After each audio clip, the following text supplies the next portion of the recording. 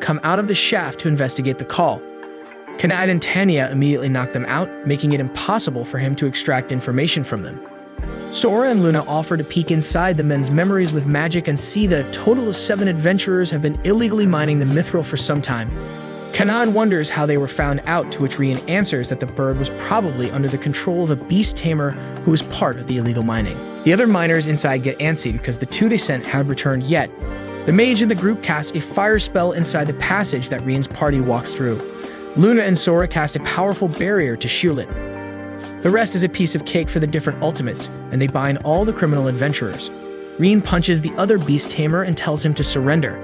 However, he doesn't back down and snaps his fingers to summon a behemoth, a B-rank monster.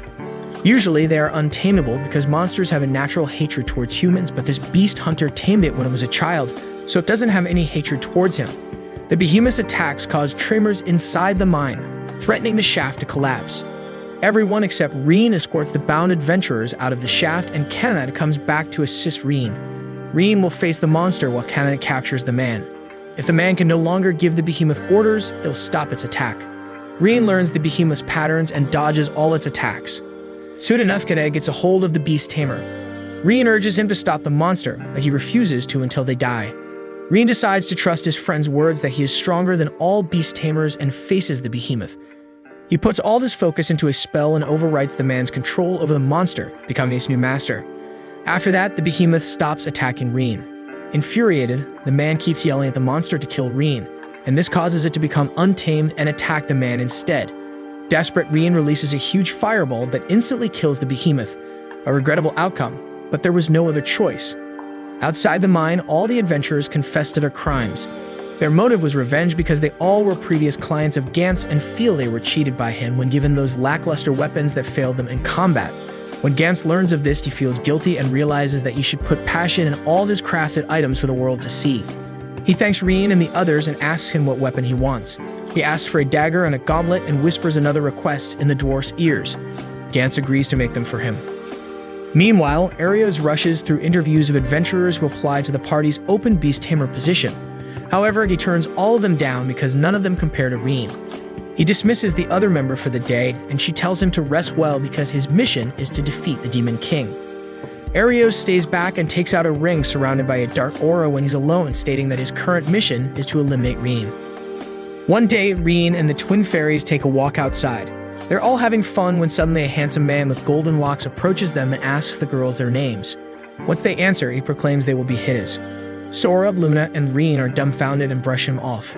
He introduces himself as Edgar Fromware, son of the Lord of Horizon, as if that will convince them to come. When they still don't follow him, he decides to take them by force with the help of his guards. Rein single-handedly defeats all of them. Next, the guards fan out and point their swords at civilians. They all die if he doesn't give Sora and Luna to Edgar. Rein is stumped over his next move but senses a new instinctual feeling inside him. He decides to trust it and casts Fireball. Multiple fireballs get unleashed at once and rain over the guards. This is a consecutive incantation, a special ability of fairies to cast a sing spell multiple times in one go, which he must have acquired from Sora and Luna when he formed a contract with them. Edgar is forced to leave the scene. The civilians thank him for saving their life but advise him to leave the town of Horizon and go somewhere far away. Due to his influence and power as the Lord's son, Edgar abducts civilians on a whim and eliminates all those who oppose him. Back home, Rein and the twins recount the incident to Kanad and Tanya, who slept through it. They all decide to take the menace down. Kanad and Rein go to the Order of Knights to report the incident, but the Knights reject the complaint, saying it's too trivial a matter for them to take up. This confirms that the Knights are corrupt and are in cahoots with the Lord. While walking back, they are followed by a Knight. She introduces herself as Stella in Place, the Vice Captain of Horizon's Order of Knights. She hates that the Lord's family has corrupted the Knights and made them forget their moral duties, with Captain Guylet being no exception.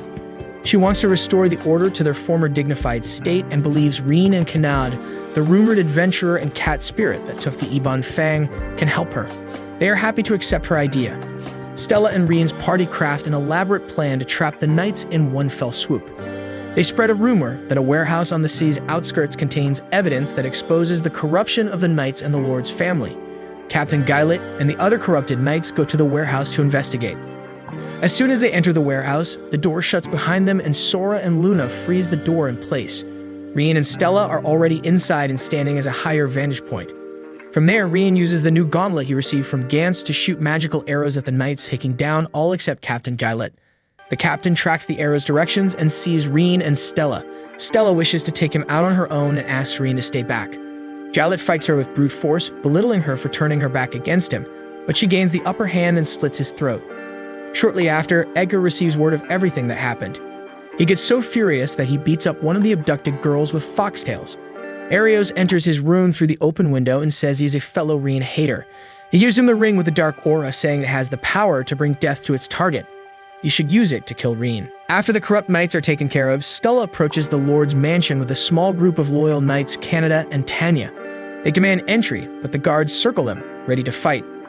In reality, this upfront confrontation is a distraction while Sora, Luna, and Rein sneak into the mansion from the back and free the kidnapped. Luna uses material search to locate the abducted civilians by detecting the traces of their magical powers. They find a bunch of signatures below them, as would be expected from a group of prisoners. But she also notices a strong magical presence above them equal to their level. Rein decides to investigate the source of the powerful signal while the twins find and teleport the victims away. Rein enters the room with a powerful signal to see a dark cell. Inside, he sees a girl child with fox ears and 3 foxtails, a telltale sign of the ultimate species called demigod. She looks starved and weak, with bruises all over her body. The saddest thing of all is that she looks frightened of Rein. He breaks through the cell and heals her with his magic. Grateful, she hugs him and introduces herself as Mina. She shares that she was captured by Edgar after he blackmailed her by threatening to hurt the innocent people in her village if she didn't go with him. Rein tries to remove the collar from her neck, but she flinches away, saying it has a powerful spell on it. He analyzes the magic in the collar and realizes it is fundamentally the same as taming magic, as it serves to subjugate and control its target. So he tries countering the spell by overriding its control but gets electrocuted in the process. He perseveres through the pain and ultimately breaks the collar. Meanwhile, Tanya and Kanad effortlessly hold off the guards' attacks. Clearly disadvantaged, the guards decide to bring the kidnapped from the basement to use as hostages. In that moment, Luna and Sora enter the scene and launch multi-shot fireballs. They have already relocated the victims to a safe location. This means Kanade and Tanya can go all out on their attack without worrying about the victim's safety. Within a minute, they defeat all the guards and regroup with Rein. They warmly greet and interact with Nina while Rein and Stella discuss what they can use as proof of the Lord's wrongdoings. At that moment, the Lord runs into them while trying to flee from the mansion. Stella first asks him to surrender himself, but the Lord refuses. In that case, Rein uses magic to bind and shut him up. Edgar enters the room and uses the ring to cast a death spell on Rein. A Grim Reaper appears in front of him and strikes him squarely in the chest. Arios, who's been watching from the roof, laughs maniacally, believing Rein is finally dead, and disappears into the dark. However, Rein remains standing on his feet, wondering what happened. Everybody wonders how he was able to resist the epic-level instant death spell. Luna boldly tests a hypothesis by casting a poison gas spell on him, which also doesn't affect him. Although a rash gamble, it proves that the contract with the fairies allows him to nullify epic-level magic, and thus survive the instant death magic. Edgar watches bitterly over Rein and his victorious foes. The ring feeds off his negative emotions and releases the demon within it. Seeing it makes Rein's heart stop because it is the same demon that destroyed his hometown. The giant demon flies away from the mansion, but Rein knows its real target is the people of the city. Rein's party follows it on its heels while Stella protects the people and Nina waits in the safety of the mansion. The demon proves a difficult opponent, injuring both Kanade and Tanya. Rein enhances their power with boosts, which they bombard the demon with attacks, but it remains unscathed. It keeps summoning groups of monsters to attack them. Defeating the demon looks to be impossible. The hero's party watches from afar as Horizon goes up in flames. Although the other members consider going to help, Arios orders them to stay back. Natalie gathers the town's adventurers and rallies them to fight against the monsters, and Gantz arms them with his finest weapons. With the help of the adventurers, Rein's party cuts down the number of monsters. Sora and Luna employ the help of Stella to round up the civilians so that they can mass teleport them to a safe place. They are hesitant to get into the portal at first when they learn the twins are fairies. However, a few individuals recall their positive interactions with the girls and trust them enough to walk into the portal. Thanks to their initiative, the other civilians also walk into the portal. After the first wave of teleportations, a horde of monsters invades the area. Sora continues teleporting people while Luna faces the monsters with Stella and her knights. Nina watches the chaos the entire time while battling an internal conflict on whether she should fight or stay put. At this point, Rein and the others hit a brick wall and need to get closer to the demon to inflict any damage on it. Tanya's dragon form is too big of a target to risk flying him toward the demon. Nina runs up to Rein and tells him she wants to help. She uses her instant teleport ability to get him up close and personal with the demon. Her ability is so fast that she can zap him from one spot to another within a second, effectively dodging all the demon's attacks. Rein uses boost on himself to enhance his powers. With the boost, he magically binds the demon and, with great effort, overwrites the control over all his minion monsters so that they obey him. Miraculously, it works, and he orders them to turn on the demon and attack him. Their combined ambush overwhelms the demon, and he is finally defeated. The repeated teleportation takes a toll on little Nina, and she goes out cold, but Tanya swoops in to save them from free-falling to the ground. This marks the victory of Rein's party and the knights over the demon. The civilians of the town quickly start rebuilding their town after the attack. Luckily, Horizon is a big town that can jump back up in no time, and Kinnaid's superhuman strength tremendously helps in construction.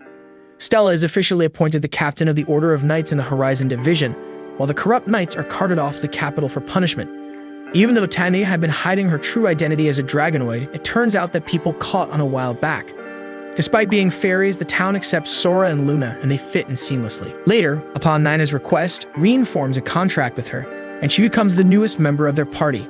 Further, he gets promoted by the guild to a C-rank adventurer for all his amazing work.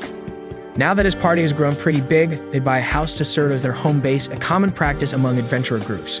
The house turns out to be haunted, but they befriend the ghost and make her a member of their party as well. The hero's party tries to get rations from the town for free, but their extortion doesn't work, and the civilians drive them out after ranting over how they were of no help during the demon attack. Oh my, how the turntables.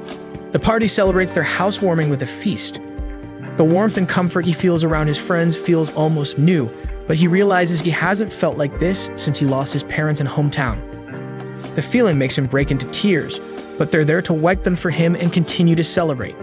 Rein cannot wait to go on many adventures with his amazing companions. That's it for this video. Make sure to like and subscribe for part 2 and watch this next video on screen.